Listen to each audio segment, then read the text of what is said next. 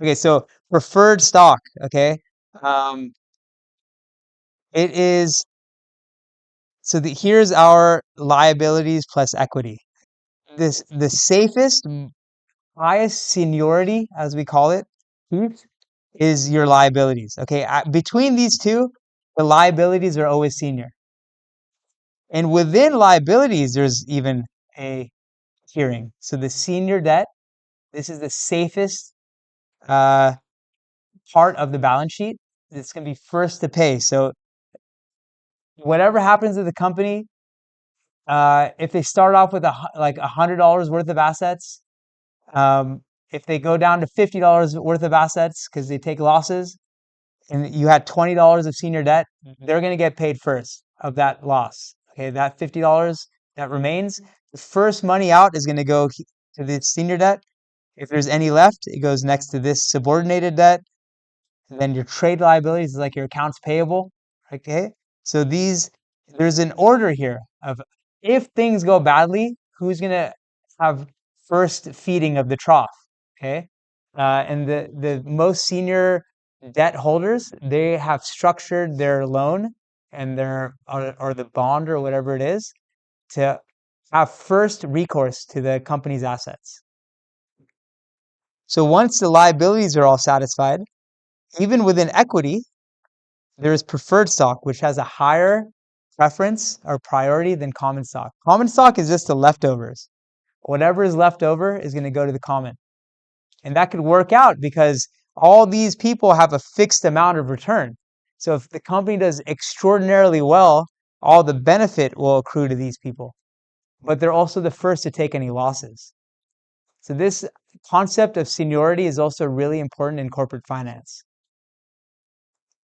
And who is senior to who, especially when things go badly in the company. Like this is what happens in bankruptcy court.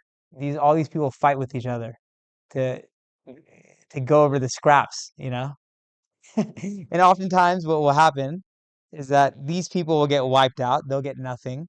These people will get maybe a very little. And then these people will take over as the equity owners. They'll just become the owners. Their debt will turn into ownership. Now, a preferred return. So the pref is a preferred return. It's similar to the interest payments on a bond, but it's not exactly the same. A bond or a loan is a liability. If a company misses those payments, the bond holder or the lender is going to get very mad and they're going to take legal action. If you're a preferred shareholder and your pref gets missed, you can't really do anything. Okay, you're gonna wait around.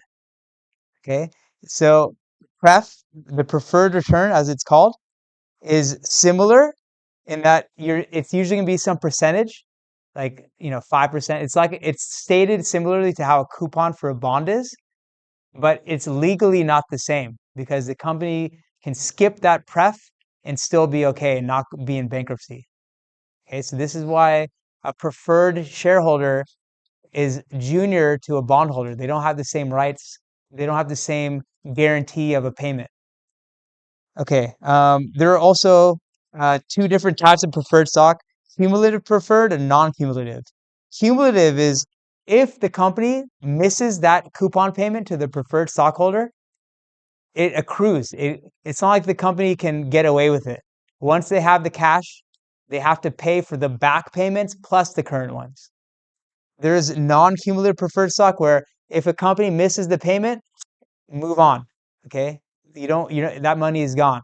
So which one is more valuable? Which one would you rather have? Cumulative or non-cumulative? Who votes cumulative? Yes. The cumulative is uh you're entitled to more payment. Okay, so yes, all else equal, you'd rather have the cumulative. Okay, so it's very similar to how common stock is issued, cash in. The preferred stock is going to have some par value.